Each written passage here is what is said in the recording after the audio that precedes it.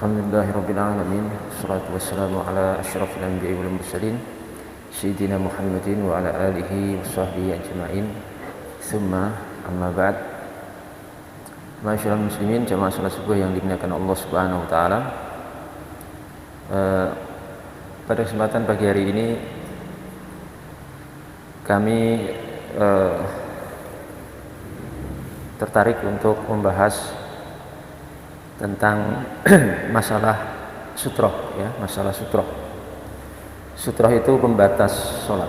Jadi ketika kita sholat, di hadapan kita itu dianjurkan untuk memakai sutroh, ya, sutroh pembatas sholat, supaya area sholat kita itu ada batasannya sehingga tidak ada orang yang lewat di depan kita. Sutroh itu hukumnya sunnah, tidak wajib, ya, tidak wajib. Seperti kita bersutroh ke dinding atau ke tiang masjid, ataupun mungkin kalau zaman dulu ya ke hewan tunggangan seperti onta ataupun yang lainnya, ya, tongkat dan sebagainya. Jadi kita sholat, misalkan depan kita ada tiang masjid, berarti orang itu lewat di dalam area ini terlarang, ya, hadisnya itu keras sekali. Kita dilarang keras untuk lewat di depan orang sholat yang sudah pakai sutroh. Adapun orang yang tidak bersutroh maka tidak ada larangan itu. Kenapa kita katakan sutroh itu hukumnya tidak wajib? Dalam hadis Sahih Bukhari dan Muslim, Nabi sendiri pernah sholat tanpa sutroh. Dalam riwayat Ibnu Abbas radhiyallahu ta'ala anhu, beliau melihat wa Rasulullah SAW yusalli bi Mina ila ghairi jidar. Nabi itu pernah sholat di Mina tanpa menghadap dinding, ya, tanpa menghadap dinding. Itu dijelaskan oleh Al-Hafidhu Ibnu Hajar dalam Fathul Bari, maksudnya tanpa menghadap ke sutroh. Sehingga seandainya sutroh itu wajib, Nabi tidak akan pernah meninggalkan. Ini menunjukkan bahwa sutroh itu tidak wajib, karena Nabi pernah meninggalkan sutroh. Dan ini mazhab daripada mayoritas ulama bahwa sutroh itu tidak wajib. Jadi dianjurkan kalau sholat hendaklah mendekat ke dinding atau yang semisalnya, tiang masjid atau yang semisalnya. Sutroh itu tingginya yang bisa dikatakan ideal itu, ideal, ya, ini kita bicara ideal itu seperti makhiratul rahl, seperti tiang kecil yang diletakkan di hewan tunggangan di masa itu. Kalau dikonversi dengan ukuran sekarang itu kurang lebih 2/3 dhira'. 2/3 dhira' itu ya kira-kira sekitar 30-an senti atau 40, ya, 30 atau 40 senti lah. Itu dalam hadis disebutkan seperti itu. Jadi bisa dengan pakai macam-macam, ya, tas yang ditegakkan atau mungkin tongkat atau mungkin yang lainnya. Termasuk kalau dinding jelas masuk, ya, dinding atau tiang masjid ini itu masuk di situ. Dan itu diantara bentuk sutroh. Jadi harus dipahami dulu tadi, sutroh itu tidak wajib. Artinya tidak wajib di sini kalau seorang tidak bersutroh dalam sholatnya tidak berdosa. Sebab Nabi sendiri pernah tidak bersutroh. Hadisnya sahih dalam Sahih Bukhari Muslim. Karena kalau berdosa berarti Nabi pernah berdosa. Kalau tidak bersutroh itu berdosa berarti Nabi pernah berdosa, dan tidak mungkin seorang Rasul itu punya dosa. Ya, itu perlu dipahami seperti itu. Kemudian bagaimana sutroh dengan garis? Bersutroh dengan garis itu ada sebuah hadis dari sahabat Abu Hurairah, riwayat Abu Dawud dan Ibnu Majah dan selainnya. Nabi pernah bersabda begini, "Idza shalla ahadukum falyaj'al tilqa'a wajhi syai'an." Kalau salah satu di antara kalian sholat, hendaklah menjadikan sesuatu di depannya. Tadi sutroh tadi, ya, bisa berupa tongkat atau yang lainnya, ya. fa illam yajid falyansib ason, kalau tidak ada ya tancapkan tongkat. Kalau ada ya bisa dengan hewan tunggangan atau mungkin dengan dinding atau yang lainnya. Kalau nggak ada ya tancapkan tongkat kayu, misalkan ditancapkan di depan kita pas di tanah ya. Kalau di lantai nggak mungkin ditancapkan, pas di tanah misalkan. Kemudian fa illam yajid, kalau tidak ada tongkat, falyakhattu khattan atau falyakhatta khattan thumma la yadurruhu ma marra baina yadayhi. Kalau tongkat pun tidak ada, maka buatlah garis, dan setelah itu tidak akan membahayakan dia apa yang lewat di depannya. Kalau sudah tidak ada tongkat, ya pakai apa? Garis. Cara garisnya itu begini, ini kaki kita digaris ke sana, saya ke depan, garisnya bukan ke sana ya, tapi dari kaki kita garis ke depan, terus ujungnya itu pas di tempat kepala kita sujud, kasih tanda, oh ini area terlarang, jangan lewat sini, karena ini sudah ada tanda garis ya sebagai sutra. Paham ya? Itu sebagai pengganti kalau tidak ada tongkat. Kalau tidak ada dinding, tidak ada tiang masjid, tidak ada kendaraan, mobil, nggak ada lama, ya sudah garis saja di atas tanah, begitu. Hadis ini riwayat Imam Abu Dawud dan Ibnu Majah dan selainnya, dan hadis ini statusnya hasan. Statusnya hasan, dihasankan oleh Imam Ahmad bin Hanbal, Ibnul Madini, Abdul Haq al-Ishbili, Ibnu Hibban al-Busti, kemudian Ibnu Hajar al-Asqalani dalam Bulughul Maram dan sebagainya. Jadi para ahli hadis termasuk Imam Ahmad menghasankan hadis ini. Jadi tidak tepat kalau dikatakan hadis ini lemah. Yang benar hadis ini hasan, sebagaimana para ahli hadis tadi sudah kita sebutkan menghasankan hadis ini. Imam Nawawi rahimahullah taala mengatakan wal mukhtaru istihbabul khat, maka yang terpilih, pendapat yang terpilih adalah dianjurkannya menggaris untuk sutroh kalau tidak ada yang lainnya. Jadi kita garis tadi. Dalam Majmu' Syarhul Muhadzab jilid 3 halaman 248. Termasuk bentuk garis atau yang semisal garis untuk sutroh itu adalah sajadah. Sajadah yang kita pakai ini serupa mirip dengan garis yang disebutkan dalam hadis. Karena ketika kita sholat ya di sajadah ini, berarti area sajadah itu area terlarang dilewati orang, nggak boleh nerjang begitu, nggak boleh, karena ini area terlarang dan lewat seperti ini hukumnya haram. Kalau mau lewat di depan sajadah, jangan pas melewati sajadah.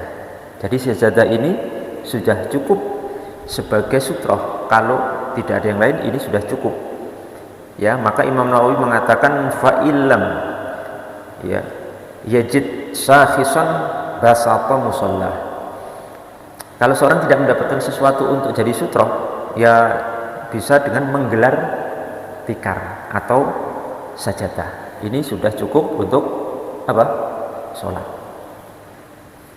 sudah cukup untuk sholat. Itu dalam Majmu' Syarhul Muhadzab jilid 3 juga halaman 248. Jadi sajadah ini dikiaskan ke ke garis tadi. Garisnya cuma garis gitu ya, satu garis saja itu cukup, apalagi ini lebih jelas lagi. Maka faidahnya para ulama itu jitu ya, Masya Allah, pemikirannya itu, istimbatnya itu luar biasa. Dulu mungkin kita nggak mengira untuk apa sih pakai sajadah, wong lantainya sudah bersih ya. Untuk apa kita pakai sajadah? Sampai mungkin sebagian orang, wah kamu itu berlebihan, wong masjidnya sudah sudah lantai marmer kok masih bawa sajadah. Padahal salah satu fungsinya untuk tadi, tanda area terlarang orang dilewati sholat sebagai sutroh. Jadi sutroh itu minimalnya garis, yang ideal 30-40 cm, lebih tinggi lebih bagus, tapi minimalnya garis, dan termasuk sutroh adalah adalah sajadah seperti ini. Maka di zaman Rasul juga ba'du sahabat itu sudah pakai sajadah. Kalau bahasa Arabnya itu sujadah. Kalau kita ngomong sujadah itu susah. Orang Indonesia itu sudah sajadah gitu ya. Padahal sujadah gitu bahasa. Ini disebutkan dalam beberapa riwayat sahabat melakukannya. Kemudian ada fenomena ya. Jadi tapi sebelumnya mungkin mohon maaf, tidak ada maksud apapun. Saya tambahkan dulu ya. Imam Ahmad bin Hanbal rahimahullah ta'ala pernah ditanya, kalau sutroh pakai garis itu bagaimana ya Imam? Ini Imam Ahmad ya, Ahmad bin Hanbal. Beliau pernah bertanya seperti itu. Maka qultu li Ahmad al-khat bitul idza lam yajid asa. Ya Imam, bagaimana kalau pakai garis memanjang untuk sutroh apabila tidak mendapatkan apa? Tidak mendapatkan tongkat. Faqala, beliau menjawab hakada. Ya demikian, artinya boleh. Ya, Imam Ahmad membolehkan juga dalam Masail Imam Ahmad, riwayat Abu Dawud As-Sijistani nomor 66 ya, atau halaman 66. Nah di sini ada satu hal yang perlu juga saya sampaikan. Ini semata-mata karena ilmu ya, bukan, nggak ada maksud apapun, tidak ada tendensi apapun, karena saya tidak punya tendensi dan tidak punya misi apapun, semata selain daripada menyebarkan ilmu. Pembuatan papan-papan sutra seperti ini, yang apa itu, warna biru atau hijau itu? Hijau ya, pembuatan sutra yang itu, beberapa papan itu warna hijau itu sebenarnya itu tidak perlu, karena di zaman Rasul itu Nabi tidak pernah membuat seperti itu. Padahal di zaman Rasul itu lebih butuh sebenarnya, karena tidak ada seperti zaman sekarang ya, banyak benda sesuatu yang bisa dipakai untuk sutra. Di zaman Rasul itu tidak ada satupun riwayat Nabi pernah buat papan sutra. Sahabat pun tidak ada riwayat satupun yang pernah membuat papan sutra. Padahal itu sangat butuh di zaman itu, karena waktu itu kan masih sederhana ya kehidupan ya, masjidnya saja itu sederhana sekali, nggak ada seperti kita sekarang banyak benda, banyak sesuatu yang bisa dijadikan sutra. Jadi tidak ada contoh dari Nabi, tidak ada contoh dari para sahabat, bahkan tidak ada contoh dari generasi salaf. Saya sudah teliti itu, saya melakukan riset itu, dan saya tidak mendapatkan satupun. Yang benar cukup menjadikan apa yang ada sebagai sutra, tidak perlu takalluf. Takalluf itu terlalu memberatkan diri, membuat sesuatu yang sebenarnya sesuatu itu sudah banyak. Dinding masjid kan bisa dipakai, dinding banyak, tiang masjid juga ada, kotak infak juga ada. Kalau kita di belakang orang duduk itu bisa juga jadi sutra. Sajadah bisa jadi sutra. Lah karpet ini sebenarnya juga bisa jadi sutra, karena karpet itu kan per kotak itu ya, berarti itu area terlarang kita lewat di depan orang yang sedang sholat di karpet yang sudah membujur dari ujung ke ujung. Saya akan bawakan ya pernyataan Lajnah Daimah di Saudi Arabia diketuai oleh Syekh bin Baz rahimahullah ta'ala tentang pengingkaran beliau kepada pembuatan papan sutra itu. Bukan saya ya, tapi Syekh bin Baz rahimahullah ta'ala. Beliau mengatakan begini, bisa dicek nanti di Majmu' Fatawa jilid 7 halaman 76 sampai 77, bisa dicek. Yang punya kitabnya bisa dicek. Syekh bin Baz rahimahullah ta'ala mengatakan begini, lakin lam yu'raf anhum annahum kanu yansibuna amamahum alwahan min khashab. Belum pernah diketahui dari para sahabat dan para salafus saleh bahwa mereka itu meletakkan papan-papan kayu untuk sutra di depan mereka. Kata beliau, nggak ada di zaman Nabi, di zaman sahabat, di zaman salaf yang melakukannya. Ya, kemudian balkan yusalluna ila jidaril masjid wasawarih. Kalau zaman dulu, zaman sahabat, zaman para salafus saleh itu, mereka kalau sholat menghadap dinding masjid dan tiang masjid saja. Cukup itu.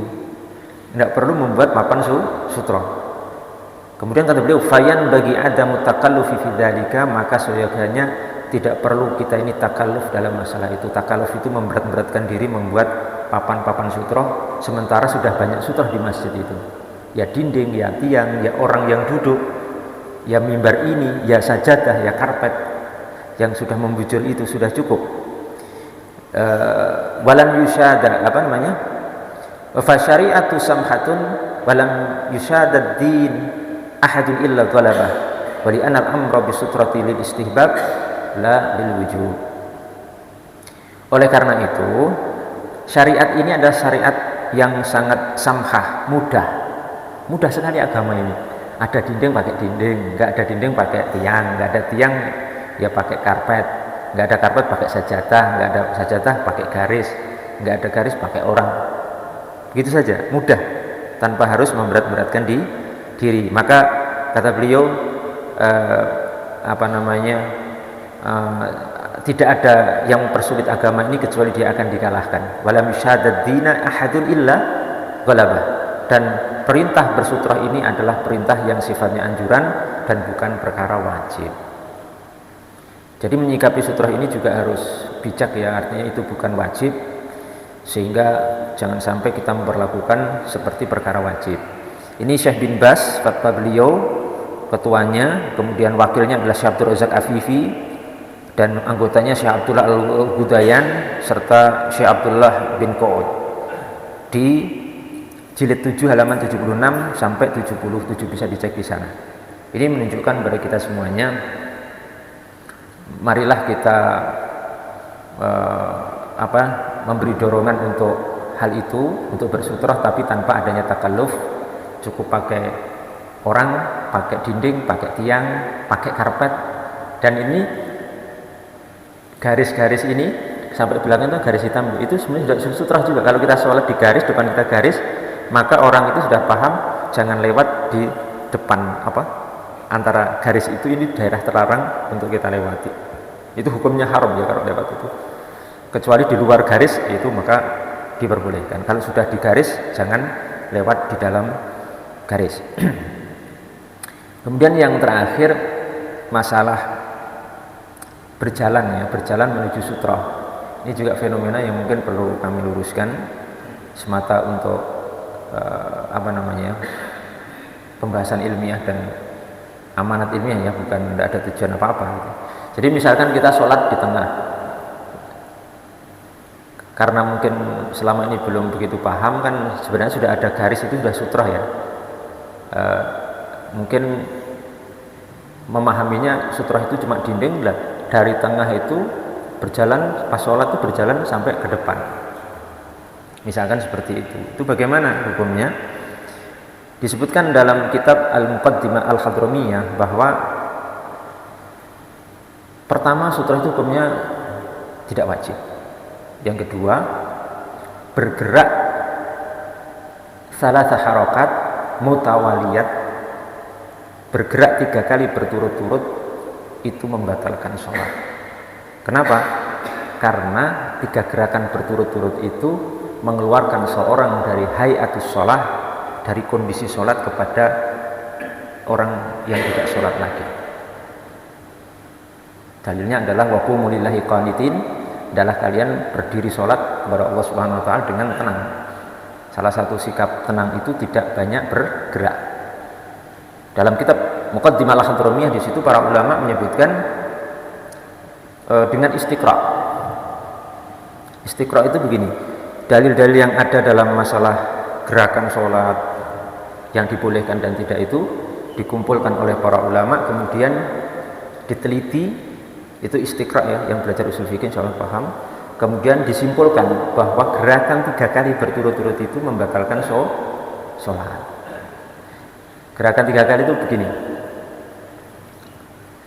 jalan langsung 3 kali. Saya contohkan ya supaya paham. Jadi misalkan saya di sini, saya sedang sholat, terus saya maju begini, 1, 2, 3, ini udah batal. Mutawaliyat ini. Supaya tidak batal itu begini, 1, berhenti dulu, berhenti sejenak, baru Ya gini. Ini dihitung 1, 2 berhenti dulu, baru berhenti. Tapi kalau mutawaliyat berurutan langsung 1, 2, 3 itu sudah batal sholatnya. Ya disebutkan dalam kitab Al-Muqaddimah Al-Hadramiyah. Oleh karena itu, pertama karena sutroh itu tidak wajib. Sementara kalau kita sholat di belakang itu sudah ada garis, itu sudah mencukupi. Jangan bergerak jalan ke depan, karena resikonya sholat kita malah batal dan kita punya tanggungan untuk mengkodoknya. Ya, untuk mengkodoknya. Ini perlu dipahami. Jadi untuk mensinkronkan antara perintah tidak banyak bergerak dalam sholat dengan perintah bersutroh. Jadi dikomparasi antara beberapa dalil dalam masalah tersebut. Kemudian yang juga perlu dipahami di sini, kenapa ulama memberi batasan 3 gerakan seperti itu dengan istiqra' ya. Jadi dalilnya apa istiqra'? Istiqra' itu tadi menganalisa beberapa dalil yang ada dalam masalah tersebut kemudian disimpulkan, itu namanya istiqra'. Karena kalau tidak dibatasi seperti itu oleh para ulama, seperti pembatasan jarak safarnya. Safar itu disebut safar minimal jaraknya berapa? 82 atau 3 km. Itu baru disebut safar, yang boleh jamak qashar, boleh tidak berpuasa dan seterusnya. Itu juga istiqra' tadi. Kalau nggak dibatasi, nanti orang berjalan dari